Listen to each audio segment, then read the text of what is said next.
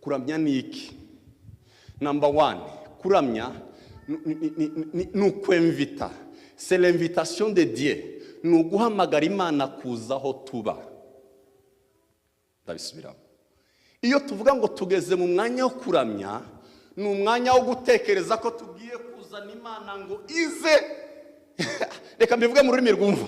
Ururimi mwumva, worship is to bring God in our presence. Ntabwo ari twebwe in God's presence, but nukugira ngo twemvite. C'est l'invitation. Nuguhamagara Imana ngo ize aho tuba. Nico bita kuramya, nukuzana Imana aho twebwe tuba. Iyo bigeze aho rero hajaza ikibazo, question. Who am I? Ndi muntu ki wabasha guhamagara Imana ngo ize muri presence yanjye? Kuko haragaruka ikibazo. Hari kuramya kunezeza njyewe, hakabaho no kuramya kunezeza Imana. Iyo murimo muraramya muzajya mubaza ngo uku kuramya nukuramya kurimo kuranezeza njyewe cyangwa nukuramya kunezeza Imana. Ubu buzima bwacu nk'abasore bujya bubura kugera kuri success iyo hari ibi bintu bica mu bice bibiri. Mbyitwa life without Jesus, ico ni icambere. Icya kabiri ni life without discipline. Icya gatatu ni life without purpose. Ibi bintu ko ari bitatu ni intandaro izisunikira umusore kuvyo yarose ntazabigeraho mu buzima bwe bwose. Bitatu. Life without ni bitatu. None munyemerere mfite umwanya utari munini tuganire ijambo ry'Imana. Haleluya. Reka dusome ijambo ry'Imana. Barambwiye ngo tuganire ku kuramya no guhimbaza. Noneho sanga ni ibintu byiza cyane bifasha umutima wanjye. Turasoma Abaroma 12 murongo wa 1 n'uwa 2, ariko noneho ndasoma muri iki gitabo mfite.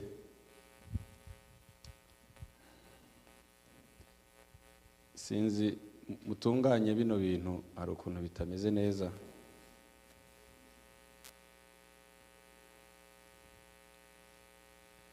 Twahageze Romans 12 chapter 12 verse 1 and 2. And so, dear brother and sister, I prayed with you, give your body to God because of all he has done for you. Let them be a living and holy sacrifice, the kind he will find acceptable. This is the way to worship him. Don't copy the behavior and the customs of this world, but let God transform you into a new person by changing the way you think. Then you will learn to know God's will, for which is good and pleasing and perfect. Amen. Bibiliya zindi ziravuga ngo nuko bene data ndabinginga kubw'imbabazi z'Imana ngo mutange imibiri yanyu ibi bitambo bizima byera bishimwa n'Imana ariko kuyikorera. Ariko iyi Bibiliya yavuze ngo ndabinginga kubw'imbabazi z'Imana ngo mutange imibiri yanyu ibi bitambo bizima, hanyuma iravuga ngo uko niko kwiramya kwanyu gukwiye. Nibwo buryo bwiza bwo kuramya Imana ishima. Ni igihe mwafashe imibiri yanyu mukayihereza Imana, nibyo byitwa kuramya Imana. Nico tugiye kuganira kuramya kuzuye. Habaho kuramya kuzuye, hakabaho no kuramya kutuzuye. Ikindi cyanditswe nza kubabwira ndaza kugisoma mu kanya, ariko nabanje gutekereza ibi ngibi. Niki kijya gituma abasore kenshi twisanga mu buzima butsindwa? Why most of the time urubyiruko, abasore tujya twisanga mu buzima busa naho burimo buratsindwa?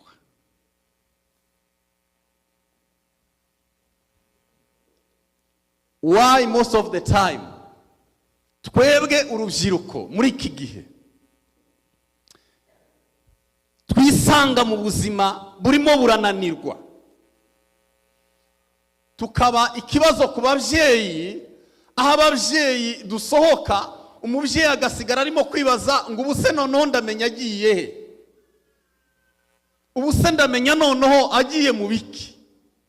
Tugahinduka, twavuye ku kuba ibyishimo by'ababyeyi tubahindukira stress. Kuramya no guhimbaza bijya biba expired.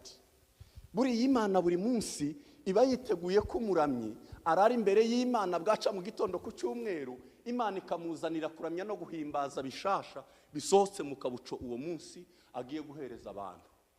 Apana kutuzanira kuramya bisa nuko twaramije ku cyumweru cashize. Imana iba yiteguye ko urara imbere yayo. Niyo mpamvu Yesu yageze arara ku musozi buri munsi akamanuka mu baturage, ariko yaraye imbere y'Imana arimo arasenga, Imana ikamuhereza imbaraga z'umunsi. Two kwitaba, twovuga ngo amina, twozamura ibiganza rimwe tuvuge cyane haleluya.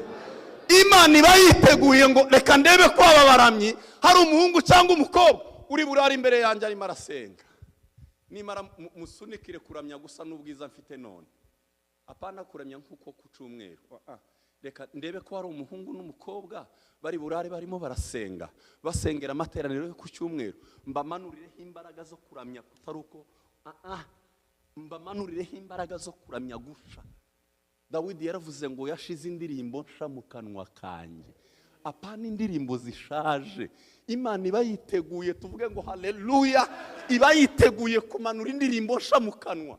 Ariko twebwe kubera aho tuba twaraye n'ibyo turimo, mukaza murimo muratubwira ngo nimuyazamure, ngo nimuyamanure, ngo wayazanye nta nuzu yasiga. None ubu tubwira ngo uzu yajizanye gute? Kameme hari imvugo zimwe z'abantu baba intellectuel mutovuga ngo wazanye amaboko nayazamure, hari uzu yaco murasaka yasiga. Guys, you have to be smart.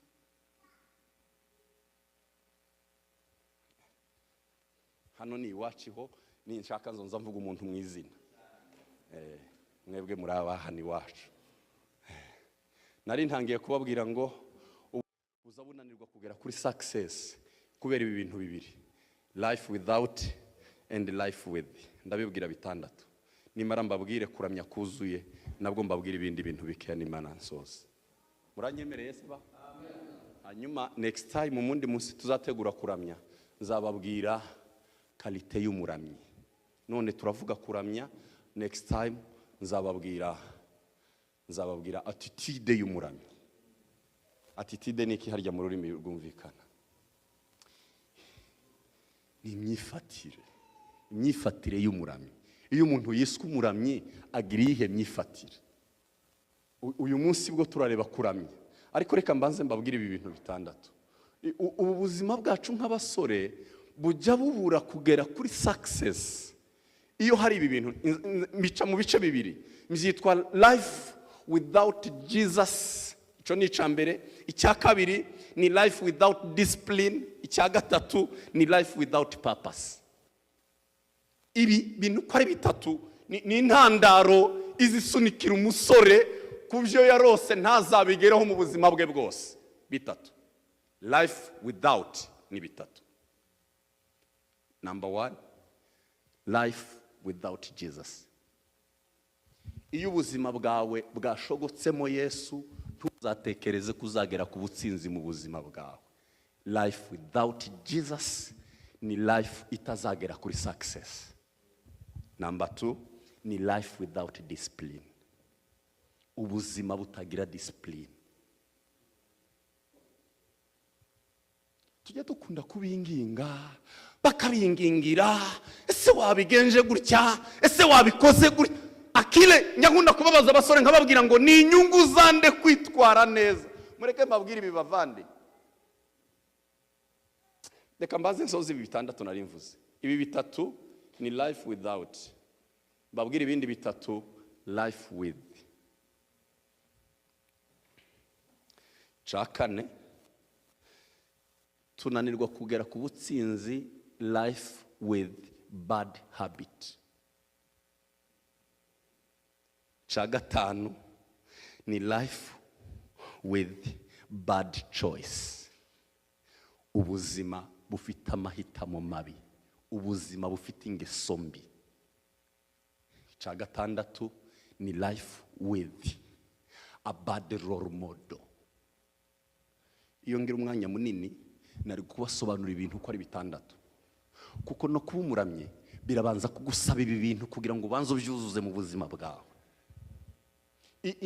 Uyu munsi dufite urubyiruko rw'abahungu n'abakobwa, iyo umubwira ngo iyo wambara wiga kwambara nkande, umwigisha kwambara, uwareberaho kwambara, ugasanga n'umuntu udakijijwe, niwe rero modo yo mu buzima, guhera ku myambarire, guhera ku gusokoza, guhera your life ntabwo uzagera kuri success kugeza igihe wafashe umuroro modo muzima mu buzima bwawe.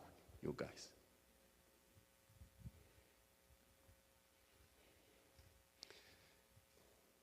the bad habit, imico mibi wadevelopye mu buzima bwawe, nukubaka igikuta kigutandukanya n'uw'Imana yatekereje kuzabaho. Ndagisubiramo gatatu. The good habit, ingeso nziza mu buzima, nukubaka ikiraro kikujyana kiguhuza n'uw'Imana yateganyije kuzabaho. The good habit. Iyo ngize ingeso nziza mu buzima, nta wundi muntu mba ndimo ndafasha, mba ndimo ndubaka ikiraro kinjyana ku muntu mwiza cyane Imana yatekereje ko nzabaho. Ingeso nziza nukwiyubakira ikiraro kinganisha kuri wa muntu Imana yatekereje ko nzabaho. The best one, good habit. The bad habit nukubaka igikuta, nukubaka mire, nukubaka niki mu Cyongereza mire, nukubaka iyo nagize ingeso mbi mba ndimo ndiyubakira igikuta kirekire kintandukanya na wa muntu Imana yatekereje ko nzabawe. The bad habit nubuhemu, umuntu yiyemukira arimo aritandukanya n'umuntu mwiza Imana yatekereje ko azabawe. The bad habit kurihemukira wowe. Sometimes tujya dutekereza ngo none c'est notre para, n'ababyeyi bacu turimo turabigirira, cyangwa umubyeyi yatangira kukubwira ngo wakwitwaye neza ukagira ngo none hari inyungu we bimufitiye. Urumurubaka igikuta kirekire kigutandukanya na best one na wowe mwiza muri fitire. Kurubaka igikuta, kuriyubakira igikuta kigutandukanya na wowe mwiza Imana yarose kuzabawe. But if you make the good habit, urumurubaka bridge, urumurubaka ikiraro cyiza, ejo bazasanga uri umukobwa mwiza cyangwa uri umuhungu mwiza. Ingeso nziza ni ikiraro kiku. Tuvuge ngo haleluya. Yes.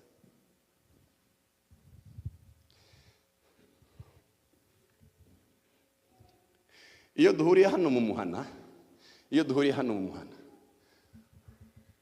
bamwe bajya bakata, abandi nkabona ko barakata, kuko murabizi ubuzima bwacu namwe. Kubera iki? Aho bagusanze none. Kangaruke ku ijambo ry'uyu munsi kugira ngo nihute. Kuramya ni iki? Number 1, kuramya ni ukwemvita. C'est l'invitation de Dieu. Ni uguhamagara Imana kuza aho tuba. Ndabisubiramo. Iyo tuvuga ngo tugeze mu mwanya wo kuramya, ni umwanya wo gutekereza ko tugiye kuzana Imana ngo ize. Reka mbivuge mu rurimi rwumva. Ururimi mwumva, worship is to bring God in our presence. Ntabwo ari twebwe in God's presence, but nukugira ngo twemvite. C'est l'invitation. Nuguhamagara Imana ngo ize aho tuba. Nico bita kuramya, nukuzana Imana aho twebwe tuba. Iyo bigeze aho rero hajaza ikibazo, question. Who am I? Ndi muntu ki wabasha guhamagara Imana ngo ize muri presence yanjye? Kuko haragaruka ikibazo. Hari kuramya kunezeza njyewe, hakabaho no kuramya kunezeza Imana. Iyo murimo muraramya muzajya mubaza ngo uku kuramya nukuramya kurimo kuranezeza njyewe cyangwa nukuramya kunezeza Imana. Yego. As a worship uko ndimo ndaramya ni njyewe byanejeje cyangwa n'Imana yakozweho. Iyo haba ku manywa nari kubereka amafigire, le figure, figure ni iki mu cyongereza harya? Figures. Nari kubereka amafigire muri worship. Ibuze ugira ngo none navyo nabigendeye ku masomo. Hariho triangle kuramya, iyo mu kuramya hakabaho NIKI na horizontal and vertical line mu kuramya. Ariko ni nijoro ntabwo ndi bubibereke. Kuramya ni ukubwira Imana ngo come in our presence. Ngwino hano muri presence yacu. Hakazi kibazo kibaza ngo ndi muntu ki wabasha kwemvoka, wabasha guhamagara Imana kugira ngo izaho twebwe tuba. Niyo mpamvu tuvuge ngo haleluya. Dawidi yagiraga worship team zitatu. Umugabo bahoze bavuga witwa Dawidi yagiraga worship team zitatu. Worship team zitatu za Dawidi nka kuriya bahoze bavuga harya bavuze ngo iriya ni imwe yiswe Faith Choir, Anointed, Light Choir. Okay. Dawidi nawe yaragira amagrupu atatu yo kuramya no guhimbaza. Yagiraga Azafu, akagira na Hemani, akagira na Yedutuni. Nizo zari ministere zitatu zo kuramya za Dawidi yagiraga. Ariko bo kubera bari bazi ko bagiye kuzana icubahiro c'Imana batinyaga hano cyane. Nimunyitabe ngo amen. Bazaga batinya cyane bakavuga ngo turagiye kuramya kandi nitumara kuramya Isiraheli yose nayo iraramya. Ariko ni twebwe ngo kuzana icubahiro c'Imana aho Isiraheli iri. Ni twebwe biri mu nshingano zacu nk'abaririmbyi bene Azafu na bene Hemani na bene Yedutuni. Ni twebwe tugiye kuzana presence y'Imana. Aba bantu aba Isiraheli barabona icubahiro c'Imana. Umunsi umwe ngo isanduku y'isezerano izamutse mu rusengero. Nimunyitabe rimwe basi. Tuvuge ngo haleluya. Umunsi ngo bayizamukanye mu rusengero. Dawidi ngo barazamuka baririmbyi baririmba. Bo rero ngo bagaza bavuga ngo ubwo tugiye kuzana icubahiro c'Imana. Ngo bafataga ibihe byabo byo kwiyeza. Yego. Kuko umuririmbyi ntibikwiriye kuza guhagarara hano imbere utiyejeje. Very impossible. Very impossible. Ngo bafataga ibihe byo kwiyeza kabaririmbyi Hemani na Azafu na Yedutuni. Hanyuma bakavuga ngo tuva mu bihe byo kwiyeza ngo bakambara imyenda yabigenewe yo kuramya. Yego. None ni mvuge gute kundi nimumfashe is to purify yourself. Nukwitunganya ukabaza umutima wawe ngo nta kintu kirimo kirandega mu mutima. Hari umwana w'umukobwa yagaza aririmba yagera kuri cakinda ataruzuza agaceceka. Kamaze kuza uceceka tuba turirimba akavuga ngo sinoririmba ngo nimbeshe iki kintu y'indirimbo ivuga sindabasha kugikora. Agaceceka. Uje ubera abandi cyitegererezo mu ngeso zawe zose yahagera agaceceka. Yewe kubo cecetse ntabwo ndabishobora kubicitegererezo sinja kubesha abantu.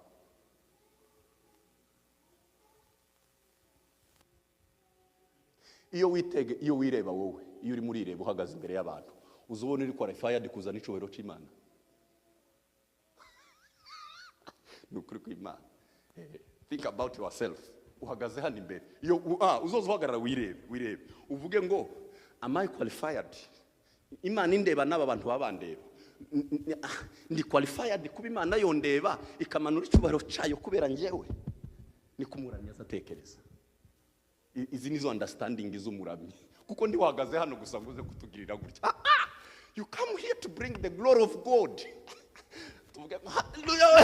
Nijo baje bakora nuko bagera umunsi umwe ngo Hemani na Azafu na Yedutuni ngo bararirimba bamwe ngo bageza bazamura inanga abandi bakazitsa abandi bakaririmba amajwi ngo bararirimba ubwo baririmbaga icubahiro c'Imana ngo kiramanuka hano siko birivuga ngo kiramanuka abatambyi ngo bagombaga kuja hahera bakaja gutamba bananirwa kujayo kuko icubahiro c'Imana ngo cari camanutse kimeze nk'igicu. Kuja hariya hahera biranga. Cari camanutse kimeze nk'igicu kiramanuka cuzuro hariya biranga kubera Azafu yasiririmba Hemani kakira Yedutuni nawe kaviza ivyuma hanyuma icubahiro c'Imana kizaho turi iyo turimo turaramya. Kuramya nukuzana Imana ho ujye utekereza ko nuhagaze hariya utekereza ko wagiye kuzanira Imana. Donc ayi Imana we wagiye guhagarara wagiye guhagarara ngo Imana ifate n'aba bantu basingire. Wewe ni wowe ugiye kuba bridge. None kurireba ukabona Imana yofata ukuboko kwawe ngo ugucishe mu icobero cayo. Think about yourself. Then uramenya ngo urumuramyi cyangwa uba waje hano for entertainment. Umuramyi umwe yahagaze hano haramisha abona abantu babaye igiti. Akaririmba akabona babaye ibiti. Arababaza ngo se mwebwe muhamundebera nije ufite ikibazo cyangwa ni mwebwe? Mwebwe muhamure mwe muhamundebera nije wagize ingorane cyangwa nimwe mufite ingorane? Abakristo nta ngorane. Tuba dutegereje gusa ko mutuzanira icubero cy'Imana kikuzura. Mutaduhagurukije. Twabona icubero cy'Imana cuzuye hano mu rusengero tukibwiriza tugahaguruka. Twavuga amina? Amen. Twavuga cyane haleluya. Ico nico ca mbere definition yo kuramya. Nukuzana Imana muri presence yacu. Ariko kugira ngo nzane Imana muri presence ni njye ugomba kwitekereza nimba ndi qualified. Bibiliya mu Baroma yavuze ngo ngukurero ko bigenda kugira ngo Imana ize birabanza bisabe wowe wihaye Imana niko kuramya kwa mbere gukwiriye. Ndaje ndabigeraho. Reka mbanze mbabwira icya kabiri. Kuramya nukuzana Imana mu cicaro izi kwirwamo. Wow, I like this. Kuramya iyo turimo turaramya tuba umutima uramya nico cicaro conyine Imana igikwirwamo. A heart that full of worship ni ahantu Imana izayicara ikaramya, ahantu Imana izayicara ikaramya ni mu mutima uramya. Bibiliya iravuga ngo ijuru ni intebe yayo, isi ni intebe y'ibirenge byayo. Yabaye nini ntiyakwirwa mu ijuru, amaguru yaza asagukira ino kwisi. Ariko uyu mutima uramya, iyo umuntu atunze umutima uramya, Imana izayizingazinga igakwirwa muri uwo mutima. Imana yananiwe gukwirwa mu ijuru, ikananirwa gukwirwa mu isi. Isi yo ni ntoya cyane ku ijuru, n'umutima ni mutoya ku isi, umutima ni mutoya ku muntu. Ariko iyo umuntu atunze umutima uramya, bijya bifata Imana bikayizingazinga na bwa bugari bwayo, ikabona ikirambi izirambyamo igakwirwa. Salo Imana yicaramo igakwirwa ikarambya, ni umutima uramya. Kuramya ni ugutuza Imana ahantu ibasha gukwirwa. Niho wonyine izi kwirwa gusa, ni mu mutima uramya. Nta handi Imana izi kwirwa ngo ije yumve iri mu cicaro gikwiriye, niyo utunze umutima uramya.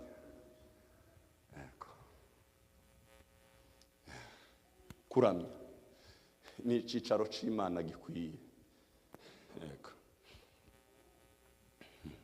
Cya gatatu, kuramya ni urukundo tugira, ni expression y'urukundo tugirira Imana.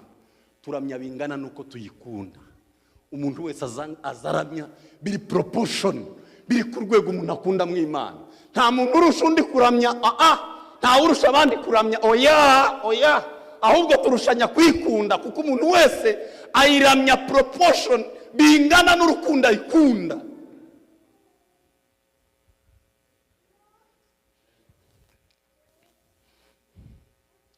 Kambabwira iyi point.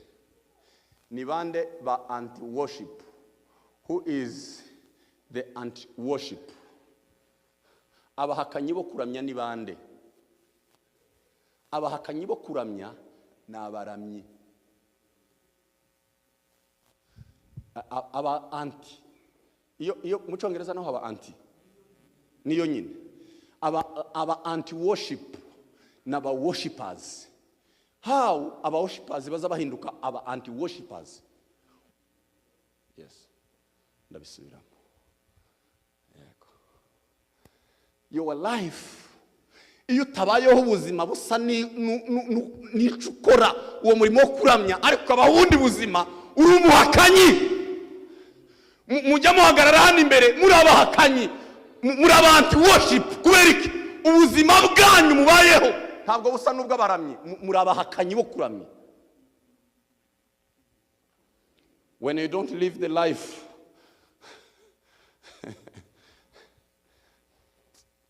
twavuga amen, twavuga cyane haleluya.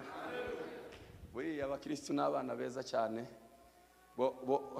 turabona iyo mufashe microphone hano mwamuririmba, ibo si hano bazababona. Nkunda kubibwira abaririmbyi cyane, iyo bakubona hano uha uririmba baba bafite image yawe yo mu muhana yoko, nguriya mwana w'umukobwa si wa undi nabonye, kandi uko ufashe mikoro hano ibo baba barimo baravuga ngo uriya mwana w'umukobwa namubonye hehe downtown, uriya si wa undi nabonye downtown, kandi uko wasaze kuraririmba hano. Hanyuma iyo uri downtown nabwo ntibazakubona downtown, iyo bakubonye downtown gucuciyeho bazavuga ngo uriya si wa undi twabonye aharirimba mu rusengero rwo kwa Pastor John. Nukuvuga kuramya ntikubera hano. Iyo ubuzima bwo downtown, iyo ubuzima bwa hari utuye butamacinga n'ubuzima bwa hano, uri umuhakanyi w'ibyo ukora. Kugeza umunsi ubuzima bwawe bwo hanze ukureba hano akakureba no hanze, azasanga ibi bintu bimacinga.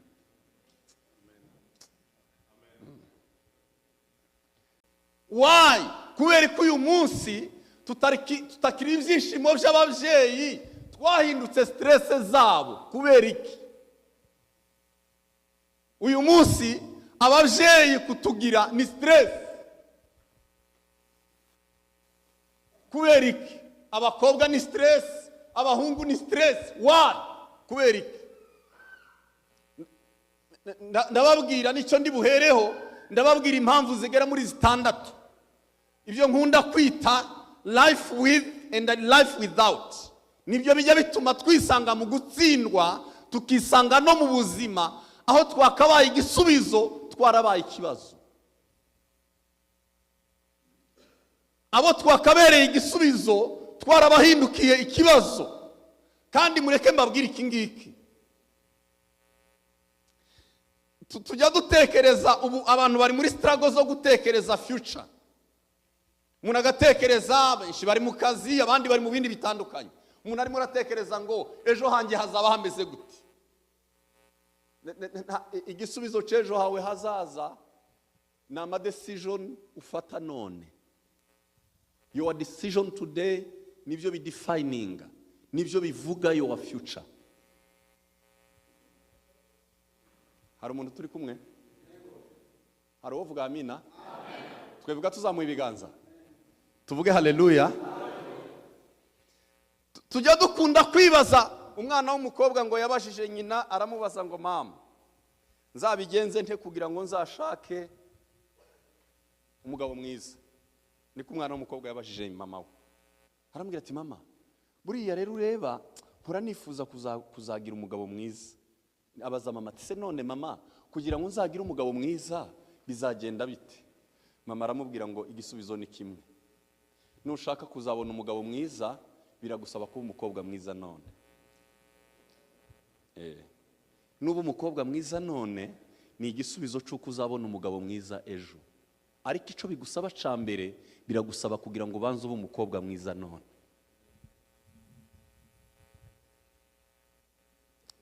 Iyo ndimo ndaganira namwe njya nkunda kubabwira ibi ngibi, nkababwira ngo twirinde cyane aho duspendinga umwanya wacu. Wirinde cyane what you feed your mind. Wirinde cyane ibyo ugaburira umutwe wawe. Wirinde cyane abo ugendana nabo. Wirinde cyane aho umara umwanya wawe. Wirinde cyane inshuti zawe, abo wahinduye inshuti mu buzima bwawe.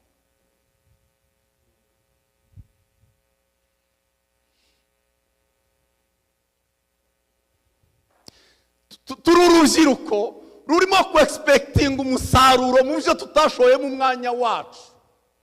Iki ndagisubiramo gatatu. Twahindutse urubyiruko rurimo rurategereza umusaruro uva mu bintu tutashoyemo umwanya wacu. Turimo turifuza umusaruro w'ibintu runaka, ariko tugira ahandi hantu tumara umwanya wacu. Turimo turifuza kuba abaramyi bakomeye, ariko tumara umwanya kuri TikTok. Umwanya wacu wose twawumaze kuri TikTok, kuri Facebook, munyibutse Instagram, WhatsApp. Hanyuma twamara tugatekereza ko aho niho tumaze umwanya, ariko nkifuza ko ndi bubone umusaruro wo kuba umuramyi ukomeye. Impossible. Ntugategereze umusaruro mu kintu utahaye umwanya wawe. Nimunyikirize ngo amen.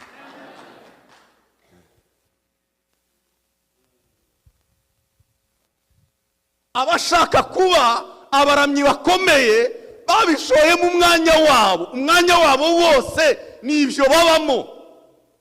Ariko ntabwo wotekereza, ndaje mbabwire, ntabwo wotekereza ngo uramara umwanya kuri TikTok, kuri Facebook, kuri WhatsApp, kuri simbizi n'ibindi byaje, numara nimugera hano buriya muza muto babasa. Uwo babwira ingorane tugira, uwo babwira ingorane tugira mwabaramye. Imana ishimwe ko mwavuze ngo tuganire ku kuramya no guhimbaza. Uwabereka ingorane tugira, muza muduhagurutsa ngo turirimbe tudafite guhaguruka, mukadutegesha amaboko tudafite gutega amaboko, by condition. Yes. Iyo baramyi barimo bararamya hano, ntabwo biba bivuze ngo muhagurutse abantu, ntabwo muvuze ngo mubatere imigeri, ngo wazanye amaboko nayazamure, ngo oya. Ushinzwe kuzana icubahiro cy'Imana kikamanuka tukakibona hano. Congregation hano yicaye bikabananira kwicara, bonyine bagahaguruka bakavuga ngo reka tuzamura amaboko. Ariko atari mwebwe, nukuberike. Nukuberike. Tuvuge ngo amen. Kuramya no guhimbaza, kuramya no guhimbaza biba expire, biba expired. Iyo uri downtown nabwo ntibazakubona downtown. Iyo bakubonye downtown gucuciyeho, bazavuga ngo uriya si wa undi twabonye aharirimba mu rusengero kwa Pastor John. Nukuvuga kuramya ntikubera hano. Iyo ubuzima bwo downtown, iyo ubuzima bwa hari utuye butamacinga n'ubuzima bwa hano, uri umuhakanyi w'ibyo ukora. Kugeza umunsi ubuzima bwawe bwo hanze ukureba hano akakureba no hanze, azasanga ibi bintu bimacinga.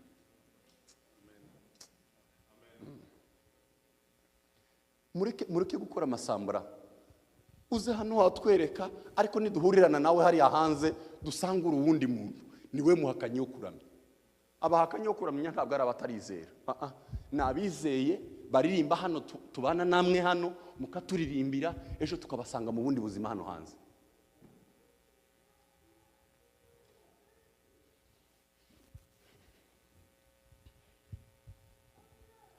Kuramya kuzuye, ndababwira naho ibintu nkabingahe. Kuramya kuzuye niki? Icambere umuntu azaramya byuzuye iyo we ubwe yihaye Imana. Mbere yuko duhereza Imana indirimbo, mbere yuko tuyizamurira amaboko, mbere yuko tuyihereza ibindi byose, umuntu abanza kwihabwa mbere ni uza wiha Imana. Niko kuramya kwa mbere gukwiriye. Bene data, ndabinginga kubw'imbabazi z'Imana ngo mutange imibiri yanyu, mutange imibiri yanyu. Imana ntikeneye indirimbo zawe, Imana ikeneye wewe mbere y'indirimbo. Uzayizanira indirimbo wabanje kwiha Imana bwa mbere. Uvuge ngo Mana ndakwihaye wese. Yes. I give myself away so you can use me.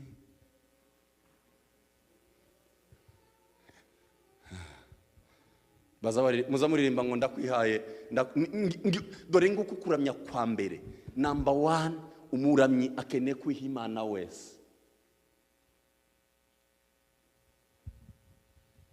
Imana ntikeneye indirimbo zacu, Imana ikeneye twebwe twihaye Imana. Mbere yuko nyizanira indirimbo, kabanza kumenya ko ngewe I give myself to God. Ego. Nayihaye umubiri wanjye, nayihaye byose, nayihaye imitekerereze yanjye, nayihaye Imana, nayihaye umwanya wanjye. Ego. Icya kabiri.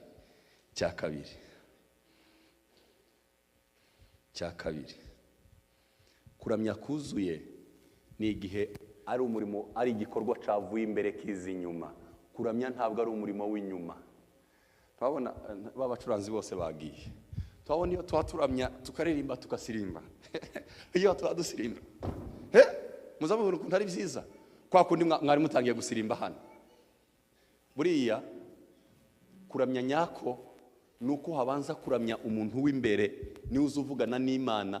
Kuramya si bibera inyuma, bigomba guhera muri njyewe w'imbere. Njyewe w'imbere akavugana n'Imana. My heart connect with God. Umwuka wacu ni ugomba kubanza kuvugana n'umwuka w'Imana. Noneho byamara kuba byinshi mu mutima wanjye, bigasa n'umuntu wakingiranye umuriro muri we, bikavuga ngo reka noneho ubwo byananiye, reka ntarake na hano inyuma mbyine. Ariko habanje the inner person to connect to worship God.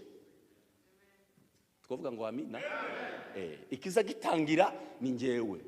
Kuramya kuzuye ni ukwahereye imbere mu mutima. Apana hano inyuma. Hari igihe muza mutubyinira hano inyuma, wakwitegereza umuntu gutya ukabona kabisa n'ibya hano, nta handi bihabikora, na hanyine inyuma. Wabona karabyina ugasanga nyine ni hano nyine ni hayabyina.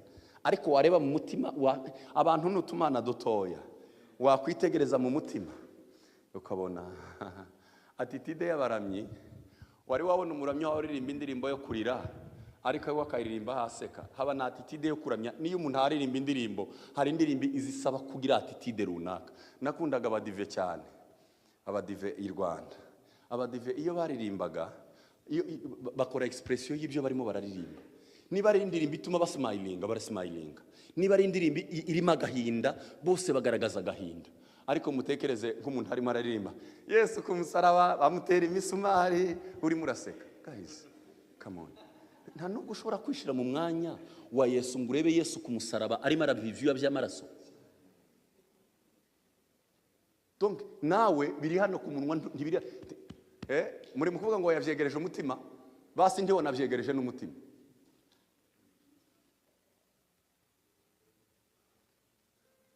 Mureke mutuzanire kuramya, tuvuge ngo haleluya. Twongere tuzamura ibiganza rimwe, tuvuge cyane haleluya. Mutuzanire kuramya kuzuye ubumana, kuvuye imbere mu mutima. Wow, dore terime nkunda cyane, bikoraho bivuye. Bijya bikoraho bivuye, aho bikuye niho biza bidukora. Bikoraho bivuye. Aho bikuye niho biza bidukora. Iyo bikuye hano ku mubiri, ntaho biza biri wabitugera, ariko iyo wabikuye ku mutima, natwe biza bidukora ku mutima. Bikoraho bivuye. Bikoraho bivuye. Cya gatatu, kuramya kuzuye ni igihe ufite umwuka w'icuramya.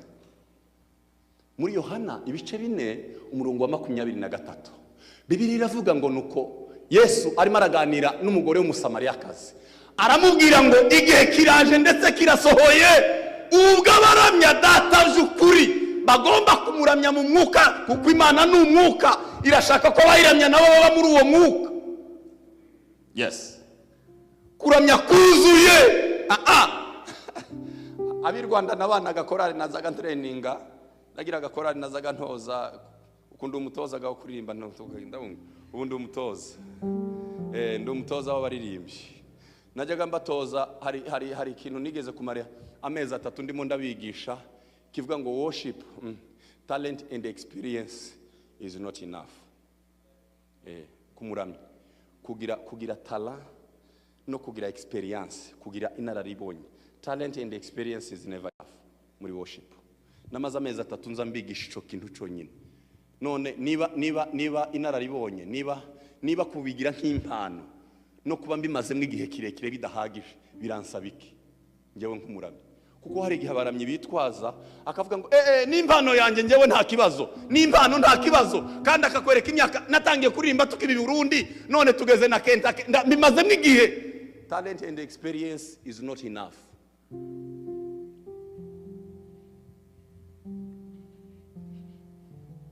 Ndimo ndababwira ngo kuramya ugomba kuba wuzuye umwuka.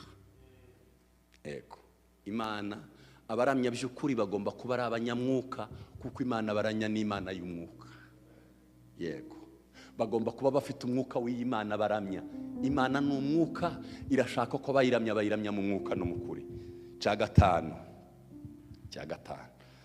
ni cya kane ndagikunda cyane, nishaka ndasoreza aho ngaho, mfata ikindi kimwe nimarasoze.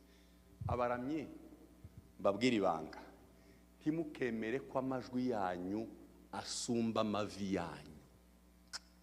Chambre de God. Yes. ntimukemere ko amavi asumba amajwi. Oyaye, ntimukemere ko amajwi asumba amavi. Urwego muririmbamo ruzongane n'urwego mupfukamamo. Guys, mbabwire bahungu n'abakobwa, iyi yari siroga muri True Promises. Iyi yari siroga narabahaye ubuzima bwabo bwose. Ndababwira ngo don't accept, ntimukemere ko amajwi yanyu asumba amavi yanyu.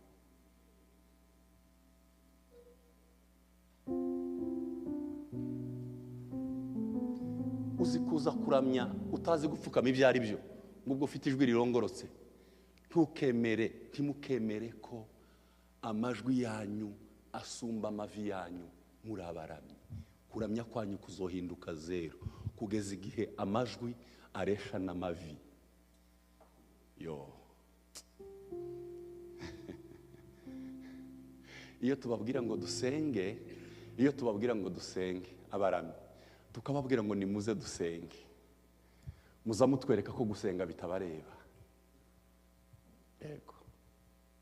Hari abandi bagomba gusenga, namwe muri abaririmbyi. Ntukemere. Nawe nyina mugisha wacu nawe ari hano. Ntimugakora ikosa. Ko muranyumva? Muranyumva? Yes.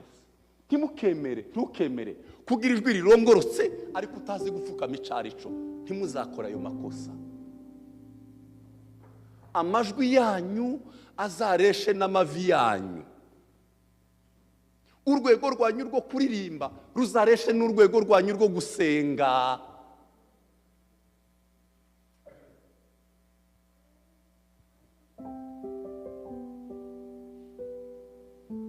Niba hari uwumvishe navuge amen.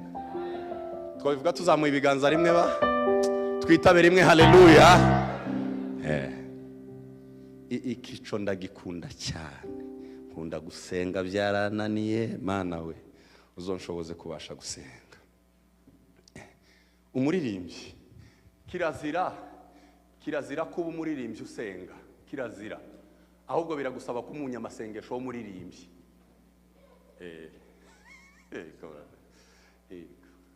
Kirazira, ni bibi kuba umuririmbyi usenga. Ahubwo birakunda ngo umunyamasengesho w'umuririmbyi. We wabyumvishe pa Imana igumugisha. Biragusaba ngo umunyamasengesho wongere kuririmba. Ariko kibanza niki ku mavi, nivyo bibanza, nibi bijya bibanza kabona kuba umuririmbyi. Guys, mwige gusenga. Murabaramye mwige gusenga. Ariko ba president w'amakorari ni gute muza mukoresha practice za buri weekend? Niba ari weekend murepeta mugasenga rimwe mu gihembwe, mwamwiringiye iki kibashoboza kuririmba? I don't understand. Kugeza ubu ngubu ntago njya myumva. Ikindi kintu muza mwishingikirizaho kiri bubahereza imbaraga zo kuririmba, mukumvi igifite imbaraga ni practice, ariko mutazamuha imbaraga gufukama. Ubona abaririmbyi bawe bafukama uri worship leader. Donc ukaba wiringiye ko abaririmbyi nihinga bagiye kuririmba batanga ibintu bizima. Ni yo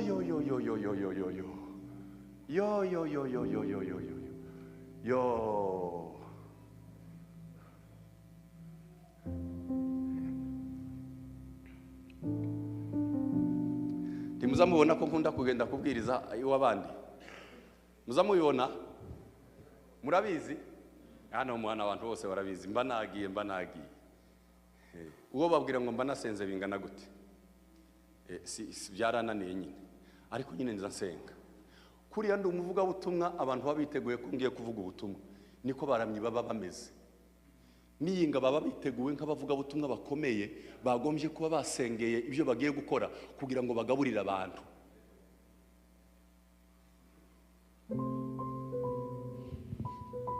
Mwanya wanjye washize, reka mbabwire icanyuma. Ego.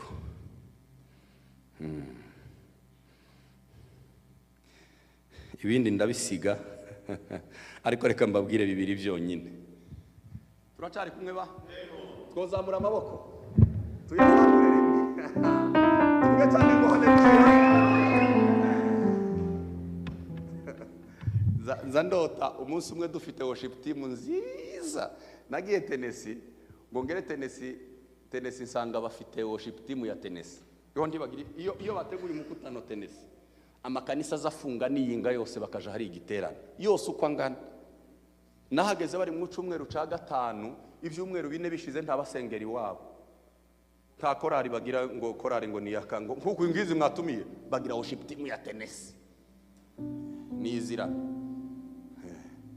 Ariko hano turacafite idini, dini turwane n'idini nk'ababarwana na mayi. Dini bazanya amadini, abandi bagize abakristo babo uzugira ngo none yabambara ikamba ry'amaho abakristo. Komanda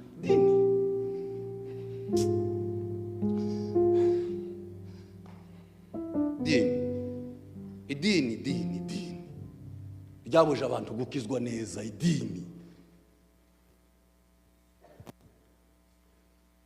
Idini riramugaza, idini ririsha.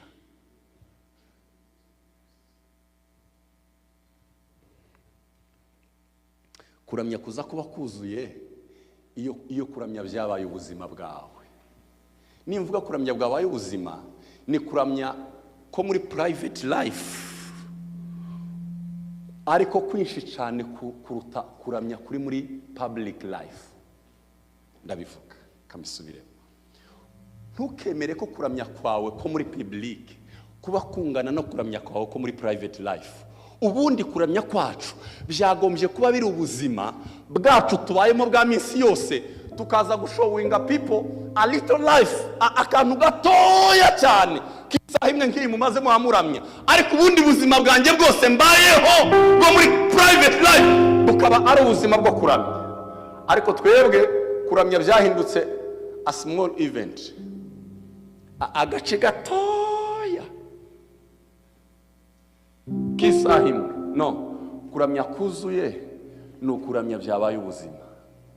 Ego niyo ntatambutse hano kuramya iwanjye mu cumba,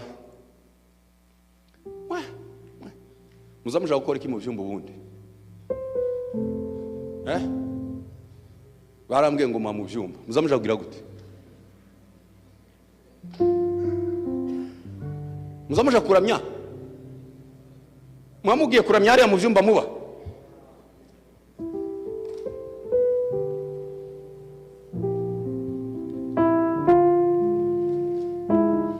Iyo ndimo ndaganira n'ababyeyi na niposho nazanganira n'ababyeyi hano narindi muri Dimoine, barimo bararega buri gihe bararega abahungu n'abakobwa ngo ntabwo bakiba mu byumba, ngo basiga baba muri basement.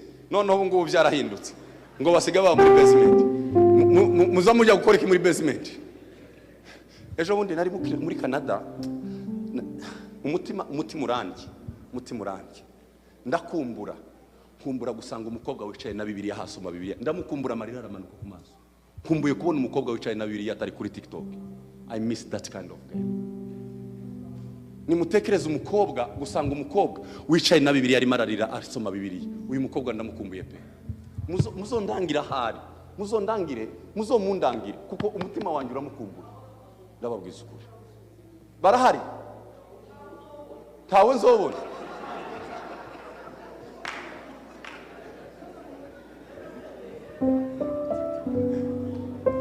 Nkumbuye uwo mukobwa, nkumbuye kubona umukobwa wicaye na Bibiliya ngo bamusange mu cumba yikingiranye. Papa nakomanga urugi gutya amusange yicaye na Bibiliya. Ariko mama we, ariko ndagukumbuye wa mukobwa. I miss you. I really miss you.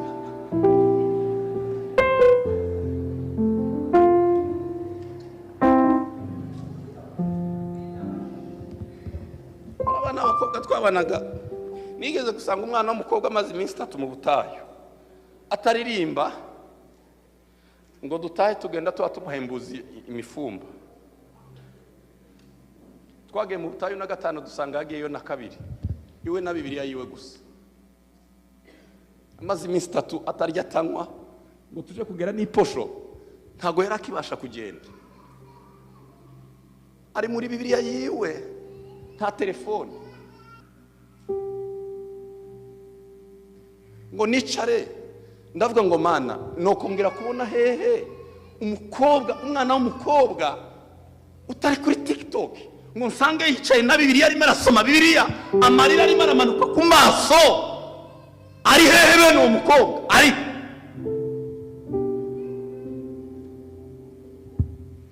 iyo tubabwira mujya mubiseka.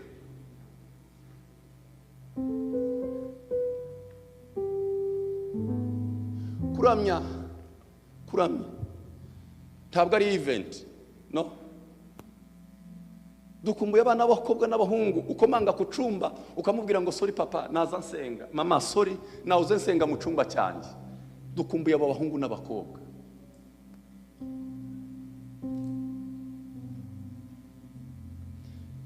Mwaretse tukabigira ubuzima, mwaretse bikatubera ubuzima.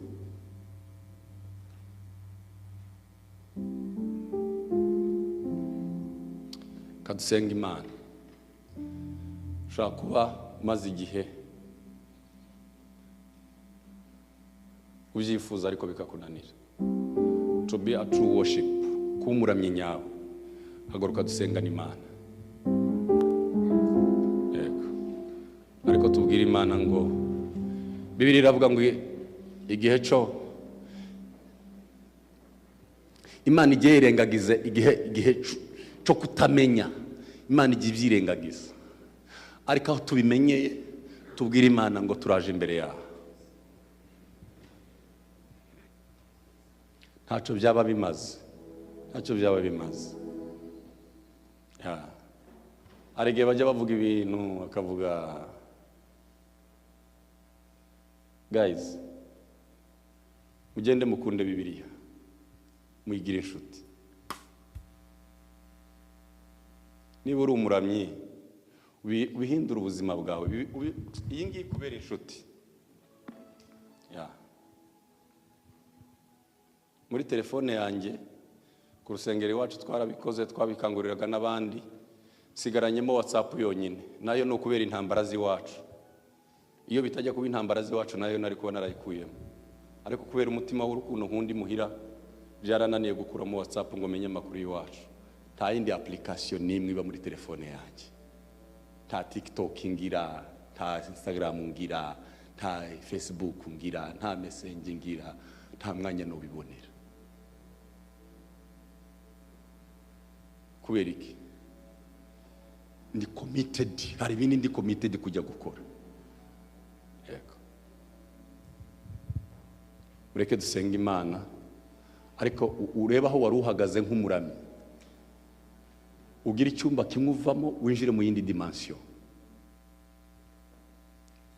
Kuramya kuzuye ni igihe kuramya kwanjye kwabaye impamvu zitera undi kuramya. Niba kuramya kwanjye bidashobora kuba cause, bidashobora kuba impamvu itera undi muntu kuramya, kuramya kwanjye ntaco kumaze. Kugeza igihe nzahinduka impamvu undeba bikamubera impamvu nayo gutuma aramya. Ariko kuramya kwa mbere no guheza Kristo ubuzima bwawe. Sinzi niba hari umuntu uri hano utarakizwa azahereze Kristo ubuzima bwe.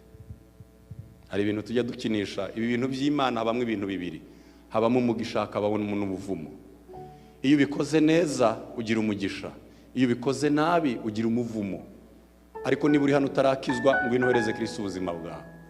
Niba hari umusore w'umuhungu cyangwa umukobwa ukari hano ukumva umutima wawe ntabwo urawohereza Kristo byuzuye, ngo inohereze Kristo ubuzima bwawe hano.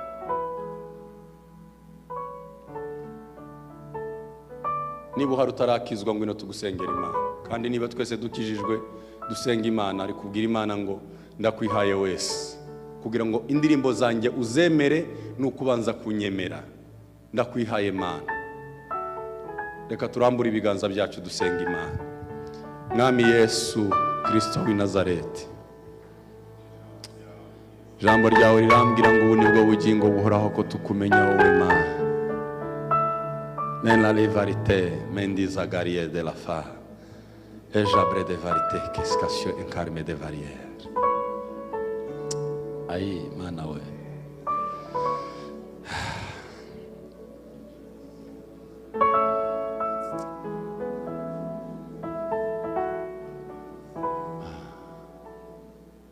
igihe cyo gukiranirwa uzucirengagiza kugira ngo turemere ibindi bihe byiza. Ane la sobre ne varite la lomande enonga tata ya barie jeona igaria de la fa.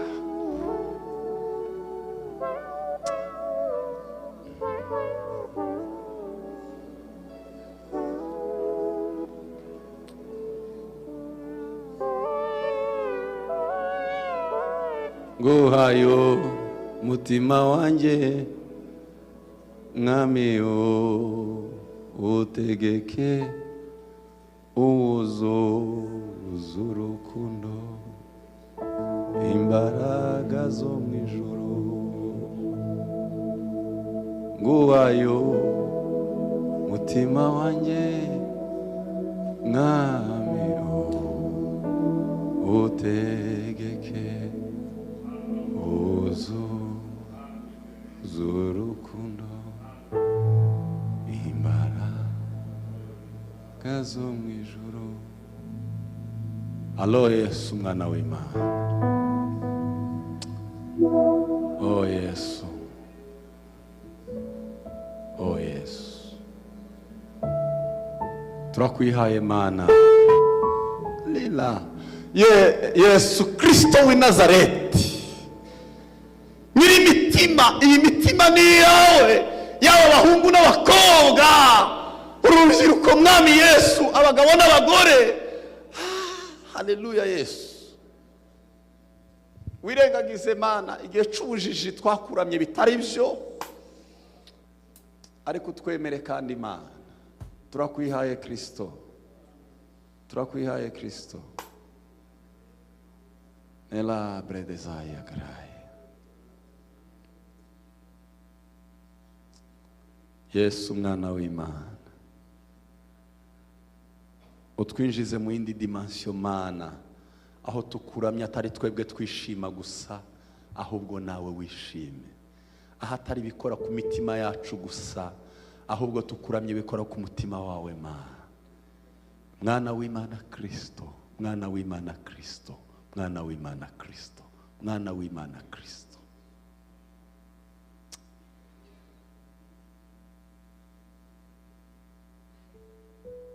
Wongere witekereza aha, wongere utekereze ku mutima wawe, utekereze ikiza gitumye utaramya Imana byuzuye. Ubwira Imana ngo ukureho mu mutima wanjye. Hari inzitizi, habaho bariyeri zituma umuntu ataramya byuzuye, ziri mu mutima wawe. Kuraho, senga ubwira Imana ngo nkuye ku mutima wanjye, mbikuyeho mu mutima wanjye mu izina rya Yesu. Umutima wanjye ndawuguhaye, ibyanyanduzaga byose Kristo ndabiguhaye mu izina rya Yesu w'i Nazareti. Imbaraga z'Imana, nimwuzure imbaraga z'Umwuka Wera zituma muramya byuzuye mu izina rya Kristo w'i Nazareti. Mwuka Wera w'Imana amanuka, imbaraga z'Imana ngwino, ngwino wacu wera cy'Imana, ngwino kaburi y'Imana, ngwino wuzure imitima y'ubwoko bwawe, ngwino wuzure imitima y'urusengero mu izina rya Kristo w'i Nazareti. Hari imbaraga zawe Kristo, hari imbaraga zawe Kristo.